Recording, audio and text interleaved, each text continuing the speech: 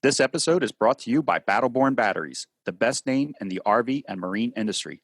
These lithium batteries are designed and assembled in the USA, backed by a 10-year warranty. The best solution for your battery anxiety, so go check them out at battlebornbatteries.com. Whether your adventure is on the road, on the water, or off the grid, Battleborn batteries keep you out there longer.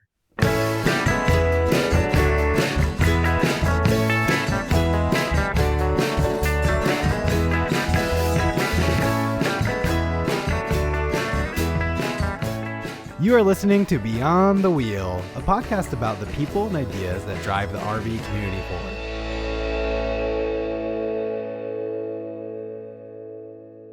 Hey everyone, I am excited for today's show because it is a product that I have bought and have been using for the last 3 years. Jason Miller, CEO of Tempstick, joins us today to talk about how a product that was originally created to monitor wine cellars and food applications turned into a very popular tool for RVers to protect their pets when left alone. Tempstick monitors temperature and humidity and can alert you through email and text message when temperatures fall out of your personal set parameters. So without any further ado, let's bring Jason on and get this episode started. Hi, Jason. Welcome to the show. Can you tell us a little bit about yourself and your role at Tempstick? Great. Thanks for having me. It's a pleasure. Yes, I'm the CEO of Tempstick. I'm in charge of the good, the bad, the ugly. And I have two partners, Ian, Vincent, my two business partners that play a separate role, one with technology and one with sales and marketing. And it's just been the three of us since day one, which was around the start of 2014. We had about a year and a half's worth of development before we released the product. And it's grown since then. And I haven't been fired, so I'm still CEO. It's going okay. And what's your background? Originally, I'm from Scotland, so if you hear a little accent now and then, that's part of my background. Electronic engineering when I was young. AOL 1.0, I was hooked on the web. I was a web designer. Then I was an SEO guy. Then I was a PPC guy. Then I was just an acronym after that, I think, all the time. And that background, and I did work for clients, but I really wanted to, I knew even while I was doing work for clients, I just wanted to do something on my own, do my own project, do my own thing. I didn't mind helping other people, but it was always, I guess you could say I just wanted to get my own rewards and work for myself. Yeah, that kind of drove into making a standalone business and doing different projects, more wine related and wine cellar related businesses that actually ended up crossing over into why we sort of made our start in the Tempstick. So. Okay. And you said that Tempstick started in 2014, but you were doing research at least a year before that. So has the Tempstick from then to now gone through changes? Yes, definitely. It's gone through iteration after iteration after iteration. It is an electronic product, so version 1, version 2, you keep going and going. We're on, it's alphabetical, so we're on version P right now. So it's 16 iterations, and sometimes that's a minor change, and sometimes something, big goes on. We're in the middle of another iteration at the moment to cover the chip shortage and design around some of those headlines that are going on. But yeah, we're always working to improve the power consumption, the connection speed, the accuracy, the reliability. I mean, it's a product for peace of mind in a lot of ways. So all of that energy that goes into just making it stable and operate longer, better, it does pay off, makes it more reliable. That's what everyone wants out of it. You have to fix things when they're broken. You have to fix them, or everyone's going to be unhappy, including us. And if you don't fix it, it'll just steamroll, just get worse, and you have no choice but to fix problems. We couldn't imagine not addressing anything that would make it run better or be okay. Or work better. And that means, we welcome users' feedback telling us, can you have it do this? Can you have it do that? If it's realistic, then it goes on a list, and we, try and do it. We have had a lot of RV people. We service a lot of RVers. Is that your word? Are you That's it. Yep, if you had got a it. tattoo, it would say RVR or something like that. So we work a lot with RVers. It feels by now we've done everything you've asked for, I hope.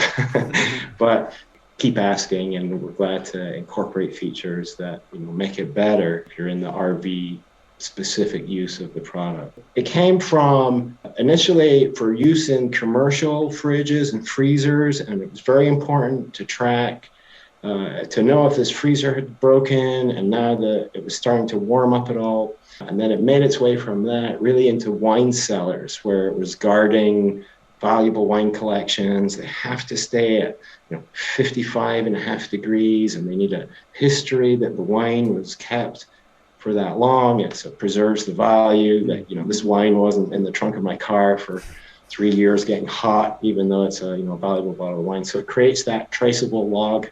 Then RV people latched onto it rather than we went looking for RVers. RVers came to us and said, "Oh, we're in the same situation.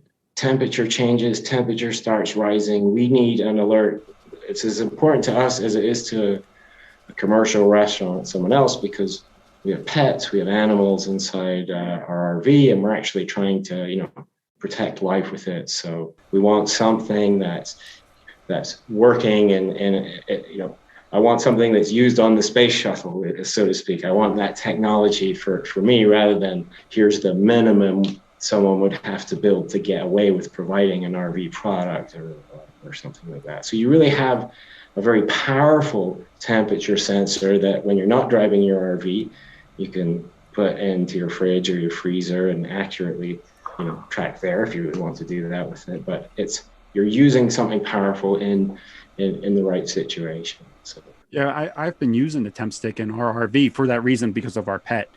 We have a small dog that we travel with, and we like that we were able to set parameters into the temp stick itself. And if it got too warm in the RV and we were away, it would send us alert to let us know, hey, you got to get back to the RV. It's starting to heat up. There could be a potential problem.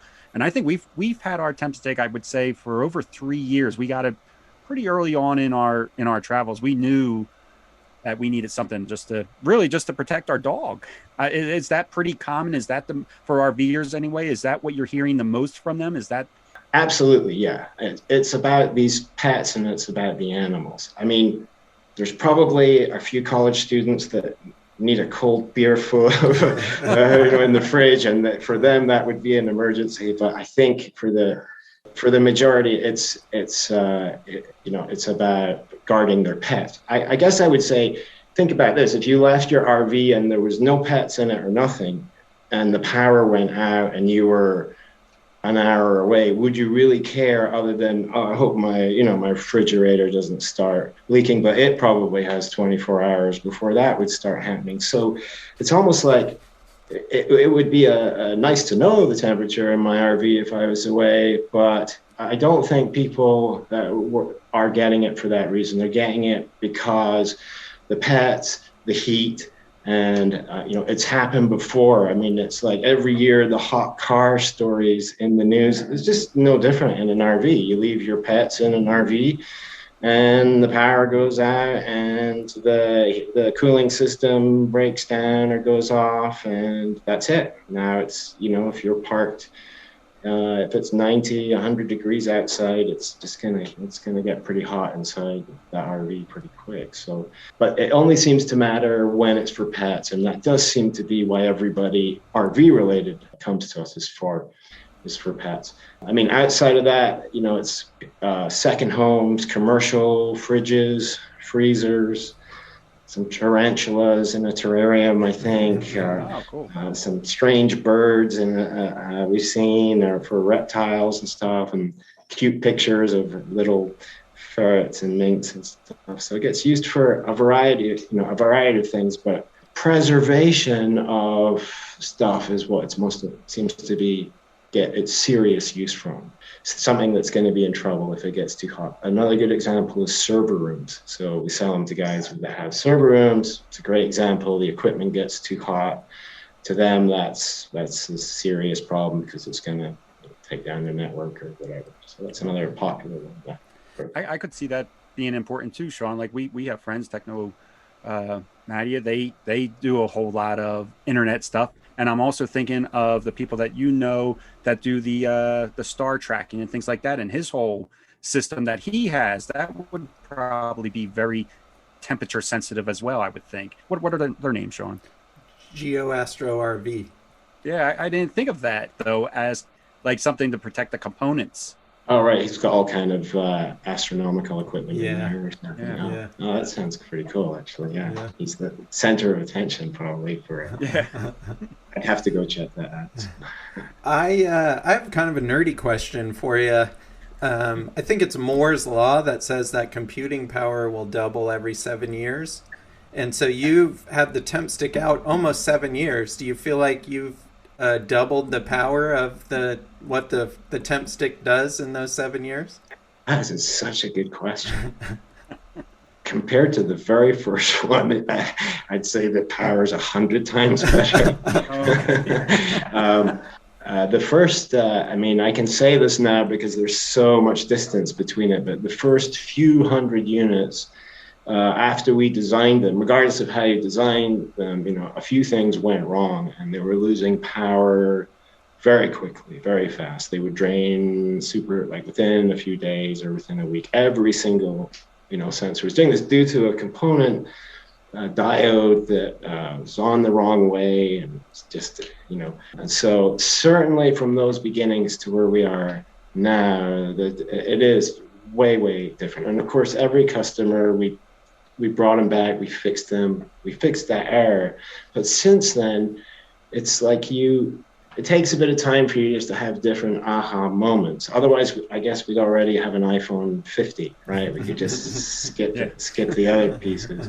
So what happens is that, 3 months go by, 6 months go by, and bits of feedback coming from customers and a few ideas seem to be getting gravity to them and becoming something like we agree that, we need to do this. And then that improvement, you have to plan it out because is this going to use more power? Is it going to cause, and it's always intricately connected to the rest of the nerdy stuff. So there's as it sits right now, I'm sure it could be twice as good if you just spent another 3-4 years doing nothing but iterating.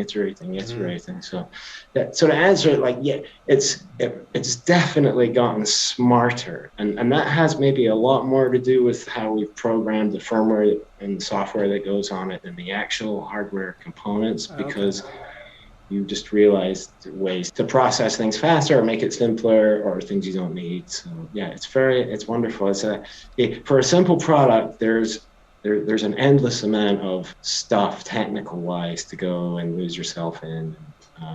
It's very interesting. Yeah. And then I have one more question. You sound like a wine guy. I was just wondering, when people are selling off their collections and stuff, people that are buying really want to see temperature records of the storage? It depends. It depends on what you're buying. I'm sure if you're buying a $150 bottle of wine or a case of that, you just assume it's been well looked after. Some bottles of wine, though, cost $50,000. Oh, wow. Are considered not, it's not something you drink. It's something you collect. It's like a Fabergé egg, right? You don't technically crack it open and eat the egg or something. So, just depending on what it is you're trying to protect. So if you have a bottle of wine and I'm gonna sell it to you for $50,000, you're gonna ask me, has it been properly? Where has it been? Now there's a good chance that it's been in a third-party storage company's unit that looks after these kind of things. But, oh wow! Yeah, but if not, if it's just been in my own, private collection, etc., then yeah, it provides that traceability. Where you find it more commonly used, and where this comes up, is people using temp stick in medical fridges. that is where they need the historical log, and they often need to go back 6 months to verify it was stored at that, that temperature. So the wine one I'm giving you is a little bit obscure, but certainly the medical fridge is a good example of why you need that, why you would want that log to show the product's still good. Of course, you're thinking in your head vaccines or something, right? They get to a certain temperature and they're no good anymore.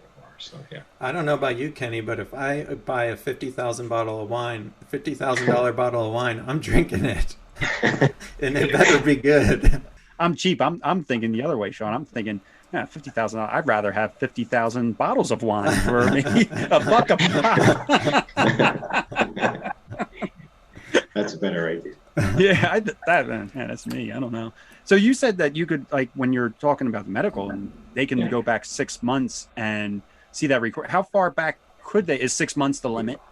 We've been keeping the logs of our temp sticks since we started. So like I was saying, in late 2015, I haven't ever had a request to go back from anyone more than a couple years, but we keep it forever. It's not expensive to store. There's there's two numbers, or maybe they're, not quite accurate, but let's say there's two numbers to tell you the temperature, and you're storing, a little smidge of data. So you can keep reams and reams and reams of temperature readings without having to have a big data center or something. It just simply fits on today it fits on just a simple hard drive, and it's no problem. So it sometimes takes a while to search and dig up that many readings if you run a report, and we're actually coming up with some ways to get reports that go further back in time, a little bit more automated. But yeah, you can go back as far as you want to go. I mean, for an RV person, I would imagine 30 days is more than you would dream that you could even need, So yeah. I'm thinking, really, honestly, just within the last 24 hours. In the last 24 hours. Yeah. Unless maybe something went on where you suspect that something went on, but it never triggered the heat. But it feels, nonetheless, maybe it would be nice to go back and be like, oh yeah, I have my temperature alert at 78 degrees or something, and it was at 76 for a while, and that was just interesting to see. That's why my chocolate bar melted, but right. Something like that, I don't know, but it's there. So what are the ranges that the temp stick can read? So it's to stay nerdy, seeing as you brought up earlier. So the sensor itself is a component that's on the circuit board. Now, technically, it has a range of minus 40 degrees up to 257 degrees. So you can use this on other planets. It's no problem. As long as they have Wi-Fi. Elon, if you're listening. Yes. But actually, everything is dictated by the batteries that go inside it. So once it's whatever the battery's operating range is, because obviously if you can't get power, then it won't work. Alkaline batteries are 0 to about 130 degrees. So if you put alkaline batteries in a freezer, they don't work. They freeze. Oh, okay. So with ours being, just throwing this in, but with ours being a freezer originating product, if you like, now we put these Energizer lithium batteries in every single temp stick. And those can go minus 40, so 0 down another 40 degrees, and they can go up to 140 degrees. So within a range that would represent a realistic maximum certainly for an RV.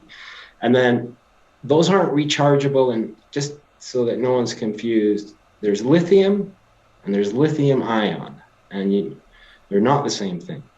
The lithium AA Energizer batteries are just a more powerful chemistry battery that lasts a lot longer, and it works at these cold temperatures. The lithium ion is an actual rechargeable battery, and that will start to get unstable at about 120 degrees in heat, and it can go down to 32 degrees, and then it will also won't function anymore. So the range it can do is minus 40 to up to 140, and that's really just reading off you the specs of the range of the lithium AA Energizer batteries. So yeah, that the range really is as much as you'll need, and it's limited by the sensor component. But the battery choice is important, and those lithiums, that has the best range. It's better than alkaline. It's better than the lithium ion. So yeah. Is that the same as far as life expectancy of the battery as well? Are the lithiums a little longer life?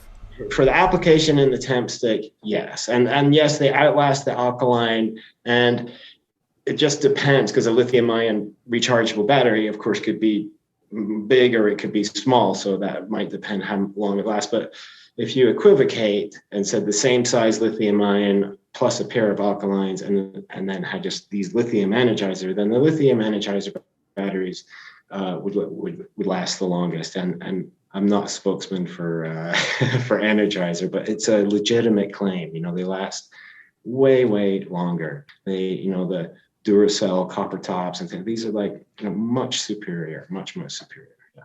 I'm glad you mentioned about the cold and the freezing temperatures. So in the summertime, we use our temp stick to monitor the ERV to make sure it's not getting too hot for Bell. But in the wintertime, we actually take our temp stick, because it is portable and so easy to move around, and we put it in our cargo bay and monitor our water tanks, our fresh water tank, especially. And that's just to make sure that our tanks are not freezing, that our bays are not going below zero, or below freezing, rather, below freezing and icing up our fresh water. I wonder if that's feedback that you've been hearing. Are people using the temp stick for that? I can't make the jump from saying RV people using it in that way, but definitely freezing pipes is something that we've actually advertised around.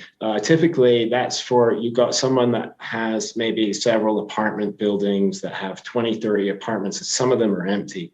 And they need to track all these different apartments when winter comes around, make sure none of them are gonna freeze. Or one of our customers is in Chicago, and it's in a dormitory with 1,500 different dorms. They like the temp stick because it's kind of it's hidden. It doesn't have lights like a screen and buttons to play with on it. And so they have one in every dormitory just to track the temperature in every single dormitory and get alerts if one of them is freezing cold or. So that use is very popular for freezing cold, and for frozen pipes. So can you have multiple temp sticks attached to one account? Is that how? Absolutely, yeah, okay. Yeah. So you can have, let's say you can have as many as you want. We've never been called out too far on that. The dormitory has close to 1,500 sensors. So I know it's incredible. And so 1,500. For that, they use our enterprise account, which is something all of our users will see coming along pretty soon for people that have more than 10 sensors. It's just a different desktop interface and controls for managing bigger groups of sensors and doing trickier things. Yeah. Oh, okay. I didn't realize that. So if I wanted to, I could pick up a second temp stick then and keep one inside and one in the bay all year and not move it. I mean, it's easy to move, but I didn't even know I could do that. Yeah, that's right. So you probably won't remember this, but because it was 3 years ago, but when you set up the temp stick and you get to the very end, it just asks you if you create a new account or you have an existing account. And you just say, I have an existing account, put in your email and password, and now you log in, and there's just a drop down, and now you can pick between these sensors that you've added, and the dashboard just changes. So yeah, as many as you want or need to get in there. It works up and over at least over 1,000 is possible. So does it work better with a certain Wi-Fi connection, or have you found that there's some that work better than others? Because like RVers will typically have a couple of different services depending on what part of the country we're in. So we might have our AT&T hotspot and Verizon cellular hotspot as well. Have you found any issues with that? Not with those major brands, and there's a lot of different types of hotspots just that you can buy. It's kind of like computer monitors. There's no particular front runner in them. But if you go to Verizon, you'll probably buy a Verizon hotspot from the store. We might get a call to customer service and someone will say, I'm using an Arius 510B hotspot, something we haven't dealt with before, and I can't connect no matter what I do or this. So we'll troubleshoot it. And then if we still can't do it, we'll actually just run out and buy that hotspot, bring it back, and just figure out what the problem is, and it's problem solved. One rare occasion, where we just have, where we can't find it, we can't solve it, then, we'll help you go into your hotspot, maybe roll back a software version or something to get it working. But those are kind of nasty things when they come up. But for the most part, it works with every hotspot. When we get one customer say it's not working with this, if we then get a second person name that model and it's not a major brand, like I said, just go buy it and figure out why it won't connect. Yeah. You guys seem very customer focused, because now you've said two things so far like this, but then you also mentioned something earlier about when you were changing the chips a little bit, that you went and maybe either replaced or fixed those temp sticks that already had gone out. Is that typical? I mean, are you guys doing stuff like that often, where you're helping the customer in that sort of way? Well, luckily we don't have to do that often, like redo a whole batch or anything like that. I would definitely say, from my experience as a consumer, just like you are, just a guy that goes out and buys stuff, that we're not the norm, and we're sort of, we have this gentle, loving warranty approach to everything, and we want to, fix it, and we want it to be great. And it breaks our heart when someone leaves it doesn't bother me when someone leaves a bad review and they just kind of didn't understand something, like how to install it. So they just say, this doesn't work or something. But when someone, mentions a particular thing and they're right, and it could be improved a little, and you get this feeling like, I've been called out, I gotta run, and I didn't know that was there, I gotta run and fix this, because maybe it's just in the DNA or something that we have. But we know that if it's the best product, the rest will take care of itself. If it's made on the cheap and we've got your money and now you can, now you're just a pain to us, then over time, someone else will make a better temp stick that other people will be more attracted to, and they'll move over there instead. And slowly, this would drain away. Whereas this is something that we're really sort of proud of, the success it's had, and it's American made, and it puts our American friends and family to work and stuff. And so that feedback is just the same as if a friend told us, hey, this or that sucks, you should change it. It'd be just as hurtful, So, and following that has made us, we have a great reputation and a good name, and we're a popular product. And if you're unhappy, you can have your money back. We don't want you to be unhappy. Or if you're unhappy because you can't get the product working, we so badly want to get it working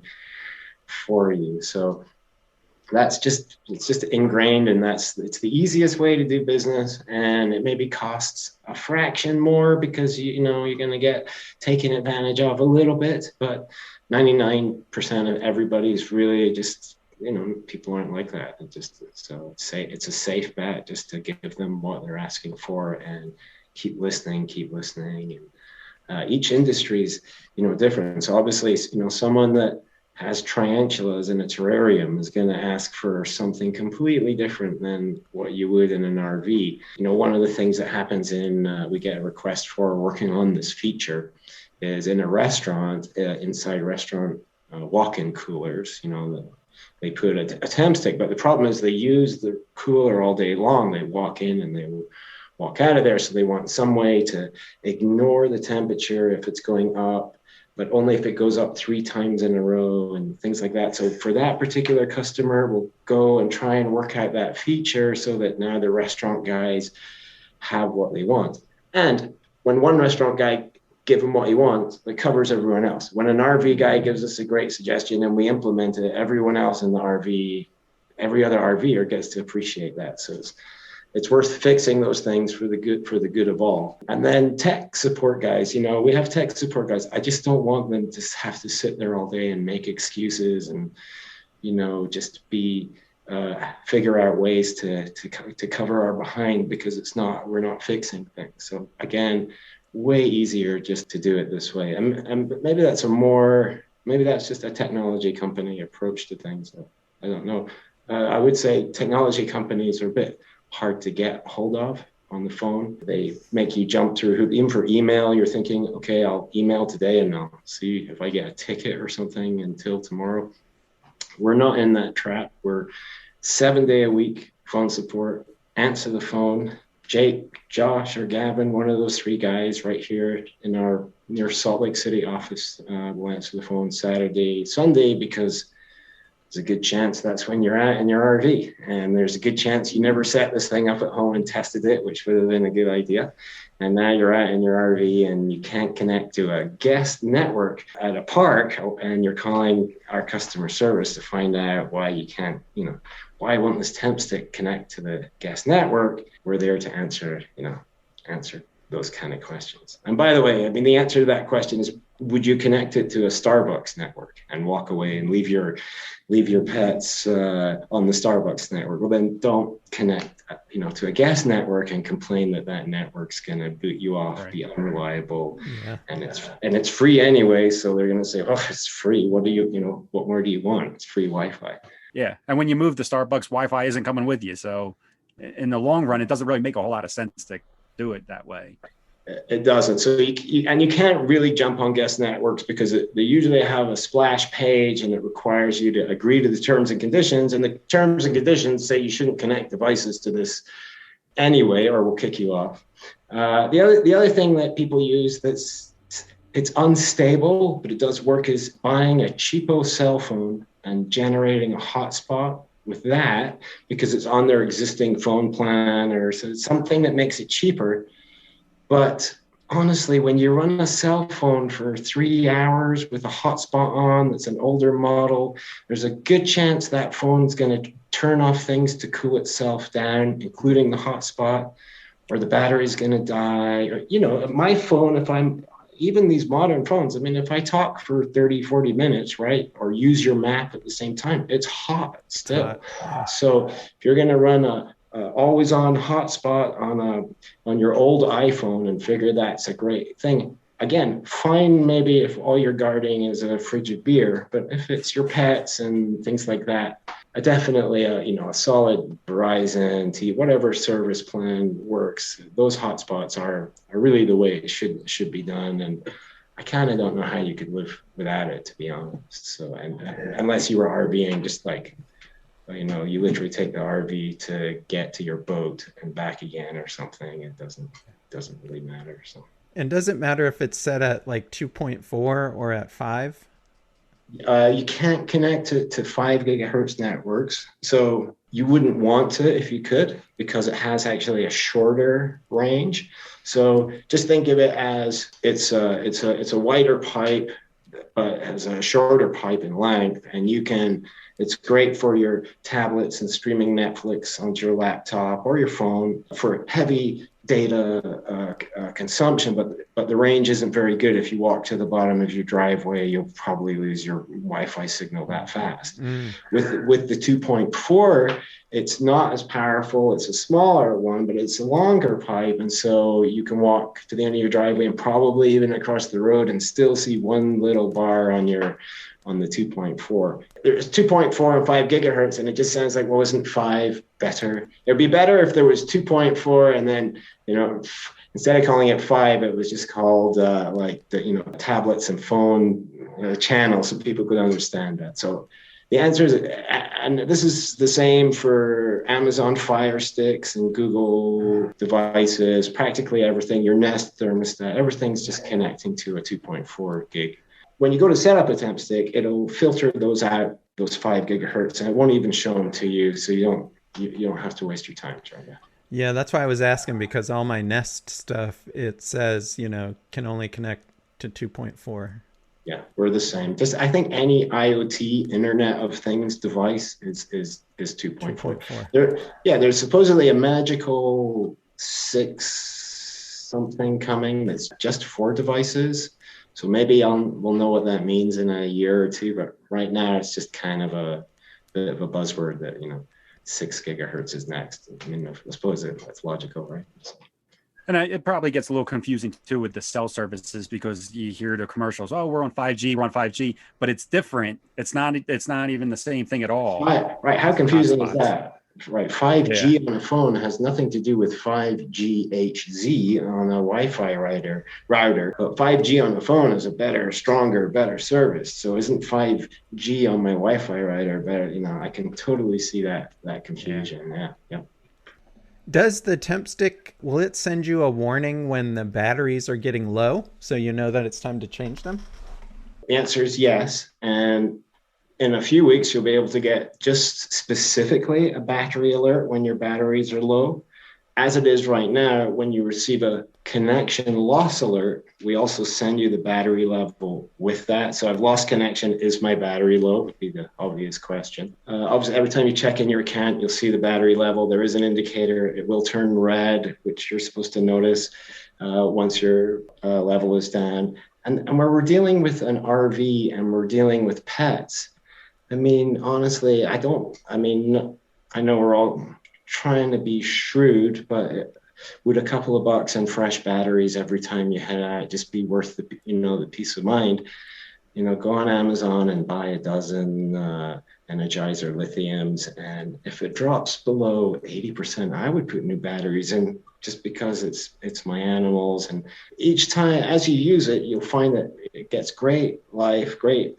By the time it's down to 80, 70%, you should have been going for months at that point. Oh. So yeah, it'll last up to a year on those AA's if the connection's stable and it's not struggling to connect and to reconnect. So that's a long time. It is a long time, but it's not, in your case, a set and forget it kind of device. But it's a long time because these get used in remote cabins and second homes a lot. So that all those people that go like to Florida in the winter and then back to New York in the summer or that kind of thing, they have one in each home to keep track of, is it overheating in Florida? Is it too cold back in the winter one? They need those batteries to go in, and then they can't go back down to Florida now for another 6 months. So they need it to last that long time on just that one set of batteries. So you do see devices for tracking temperature, humidity, and then you have these power loss alerts that go with them. We're a battery operated device, battery only. So if the power goes out in your RV, our device keeps sending you the temperature readings. It keeps taking the samples now, and then it waits 5 minutes. It takes another sample, takes another sample, takes another sample. And if it crosses your levels, it's sending you an alert. It's taking those readings. And as soon as the power goes out, you would assume now the temperature would start to rise. So you're still, when the power's out, with our device, it's still connected. It's not going to tell you your RV power's out. Assume that your hotspot is still on with its battery backup and the temp stick's still connecting to it. What it's really going to do is, which is the reason why you got the thing, which is it's going to track temperature. When you lose connection, what you really need is that connection warning.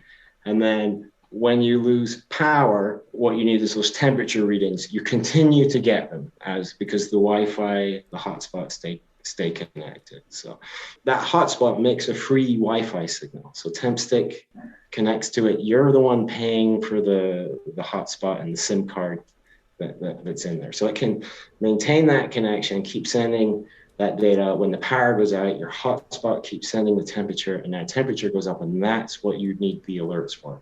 The power loss alert is like being told 5 minutes before that the temperature is going to go up, that the temperature is going to go up. So you get an extra 5 minutes of a heads up, which in the case of your RV, it depends on the distance you are away, etc. But you shouldn't make it that 5 minutes is going to be probably life or death. You need to be within in range just for the sake of the heat. It's going to heat up quickly and you're going to have to react.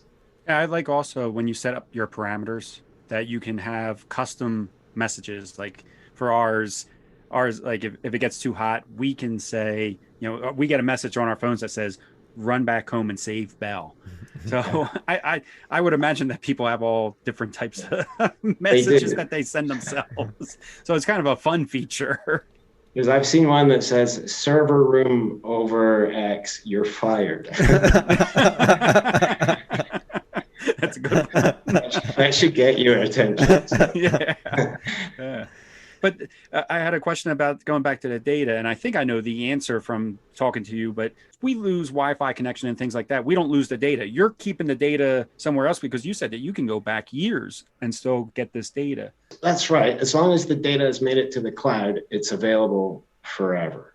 If the device itself can't connect to send its data, then it starts to store the data in the device and wait until it can connect again. Depending on what settings and what frequency you have, it can store 2 days, that's if it's every 15 minutes, up to 4, nearly 5 days worth of data if it's checking in every hour while it's offline. And then when it finally gets back online, it will upload all that data. So, it's not untypical to have this in a fridge or a freezer in a location where it loses its connection for 3 hours. And then it reconnects and uploads those temperature readings, and it's fine. And the user will have gotten notified that there was a connection loss event, but then they'll see the batteries are fine, and they'll just typically wait for it to reconnect. I buy a temp stick, which we'll get into in a few minutes on how to do that. So I buy the temp stick, I get it installed. How much is the annual service fee, or what is the fee for maintaining that account with you guys? We were talking about this before. At first, there's no fees. There's no fees. There's no subscriptions. And boy, doesn't that make it a beautiful product. You can have monitoring 24/7, and I didn't subscribe to anything. I just own this. Like I said, your hotspot, you paid for that hotspot. So you're giving the temp stick a free Wi-Fi signal. It says to your hotspot, well, here's the readings. And then your hotspot sends those to the server on the web.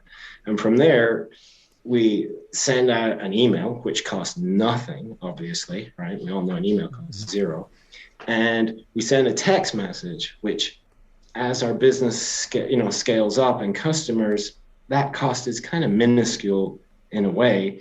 Once, when you have hundreds of customers, it's an expense and it's an overhead to have servers and plans and all that. But as you go into the thousands of customers, it's not very much to send a text message, and an email's free. You've paid for the Wi-Fi connection. So for that reason, we don't charge you any subscription fee, because we're not paying a toll in order to get you these alerts and get you these services. We could make one up and say it's $10 a month or something, but we knew early on that part of the success of this was no subscription fees.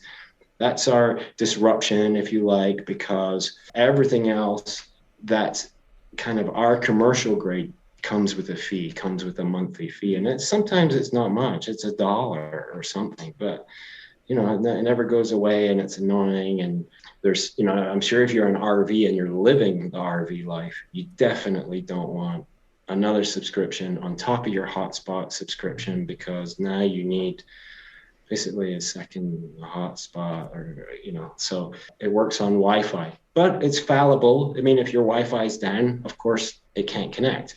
If your hotspot isn't in range to get a cell signal, it can't give you a Wi-Fi signal to connect. For the most part, though, it can function. And we have a lot of sensors, like tens of thousands of sensors out there running, doing different functions. So at that scale, the cost is small enough. There's no subscription fee. We're not the cheapest product as far as the actual device goes and the hardware goes.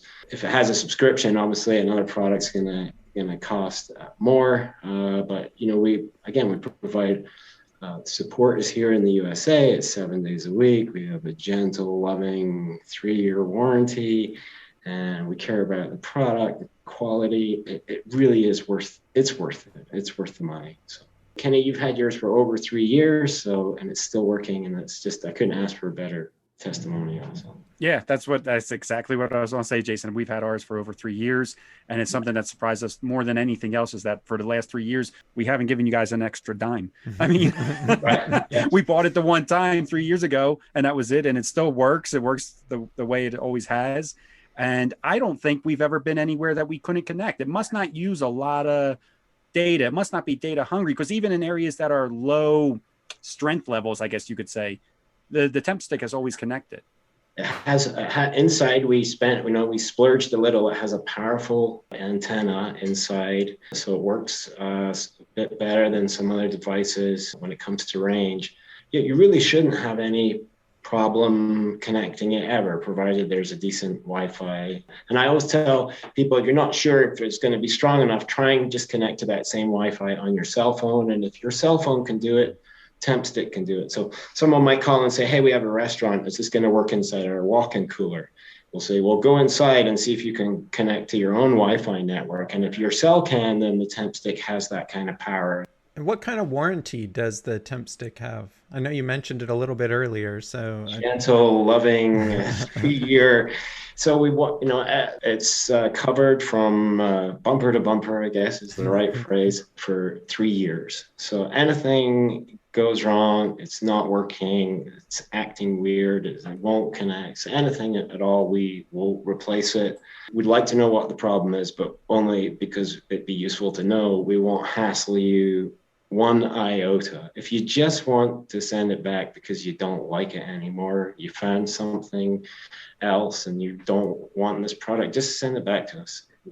We're pretty confident that you're going to be happy. But it's a real warranty. You don't have to grovel. You just have to say, this isn't working right. And if our tech guy, if we can't help you get it fixed there and then, get a new one out to you. And not usually we'll send a new one out even before you're going to send the other one back, because people need these things without interruption, especially in the fridge or freezers. We're just used to doing that. Maybe now that I think about it, just while I'm articulating it to you, it's part of the reason we have that warranty is because if the device is not working, it's urgent that it get replaced. We can't say, well, let's mess around with this and see if it works for the next few days. It's like, no, this is guarding property or food or something. So I need send me a working one right away. And for that reason, and just because, again, back to maybe our DNA and how we feel about the customers, it's a 3-year warranty and it's absolutely no hassle, and we cover anything that you would think of as a reason to return the product. So. Did you think when you first started the temp stick design and stuff that it would be used to save lives? I mean, because that's essentially what RVers use it for, is to save their pets from overheating or freezing to death. No, I mean, it terrifies me a little, right? There's a responsibility that comes with it. One of my business partners sends himself alerts 24/7, has somehow figured out a way to sleep, but yet notice if he isn't getting alerts or if anything is going wrong. So I mean, I really thought it was going to do well for wine cellars and for food, fridge, freezer stuff. And in that regard, it was just, this is going to protect $5,000, $10,000 worth of filet mignon or vegetables or something. With the RV people, I actually do remember when we very first began selling the temp stick, maybe within the first 3 or 4 months, we heard from a customer that was calling in to let us know the reason they were buying the temp stick is they had heard some lady in an RV who had dogs, and their dogs had died because the RV was somewhere hot and broke down. And that was that simple end the case. And that's why they were calling. And this was in 2015, so maybe there's even some traceable story here, but we seem to have a flood of RV customers right after that. And we thought, we actually thought this is because of maybe that story is a big story right now or something, but it really never died down, after that. We didn't set out to have RV customers. It just turns out that, it takes the same technology to look after 20 grand's worth of frozen goods as it does to look after a priceless animal or something. You need that sort of, again, that kind of commercial industrial strength. It's a privilege that, that it does that. And it's also, it keeps you up at night a little. It reminds me that to bring up something that's really simple. As you know, I don't have an RV, although I was in one once, briefly.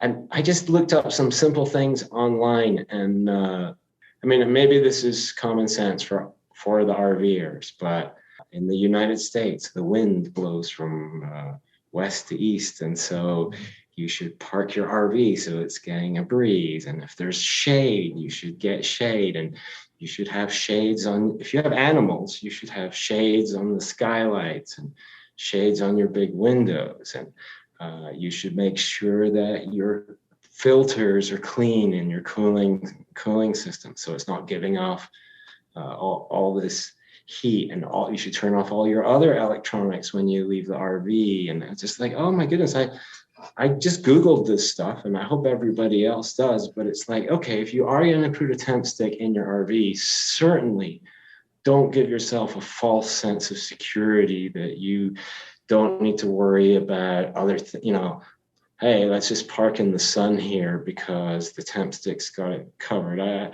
mean, I'm sure common sense that's not going to happen, but it's worth mentioning that there's a ton of things you can do that your pets shouldn't get too hot, even if things go terribly wrong. If you take advantage of, and I realize that's, out there in the real world, it's maybe not possible to do some of these things, but certainly having decent shade and making sure your gear is in good shape should just be on everyone's list. And then buying a temp stick to make sure that your pets are covered makes sense, as opposed to, well, this is a gamble and hopefully the temp stick is, that's all I'm going to do here to look out for. So just good old common sense. I mean, you can use a temp stick in a car, right, and then put a dog in there and close the door. I mean, it doesn't make sense. So yeah, I do all those things that you just said. I check a box on everything except for the breeze. I'm paying more attention to the sunrise, sunset, and which way the RV is facing, and as far as where the sun is hitting the RV more than the breeze.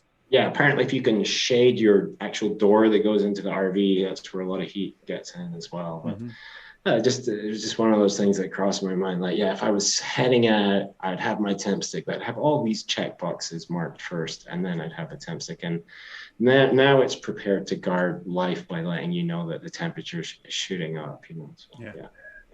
You said that you had a flood of sales after that story. So I bought the temp stick on Amazon. How else are you in stores? Are you selling directly at your website? How else can people buy the temp stick? Yep. So you can buy it on Amazon, like you can everything else on planet Earth, and you can buy it on our website. And those are the best places to get it. If you buy it somewhere else, I'd recommend never buy it used. I do see them here used. You really don't want someone else's used sensor. It's probably not a good idea. Yeah, just that's it. We've thought about being in retail and stuff, but these days, just online seems to be good enough for everybody, and they kind of just expect to find it online. So, okay.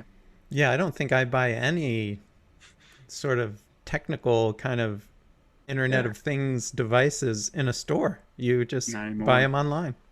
No one's ever asked us to mail a catalog so far.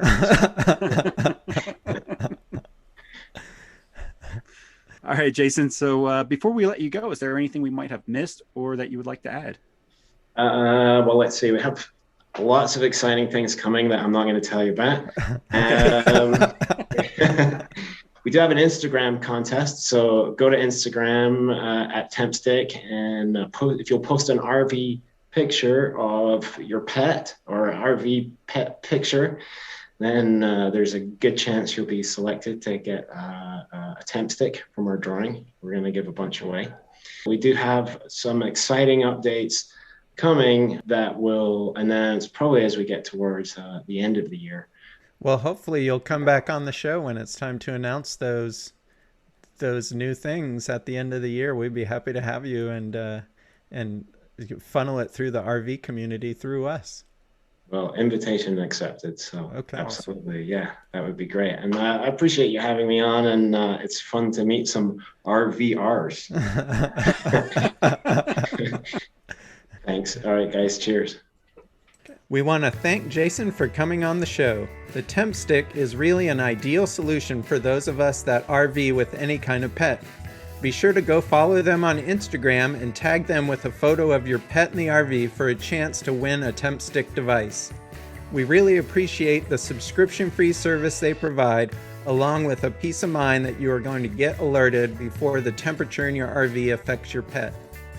As always, thanks to Battleborn Batteries for sponsoring the podcast. If you haven't already, go check out the new batteries on their website. We will have links to both TempStick and Battleborn batteries in the show notes. Thanks to everyone, and we will see you in 2 weeks. Safe travels. This episode is brought to you by Battleborn Batteries, the best name in the RV and marine industry. These lithium batteries are designed and assembled in the USA, backed by a 10-year warranty. The best solution for your battery anxiety, so go check them out at battlebornbatteries.com.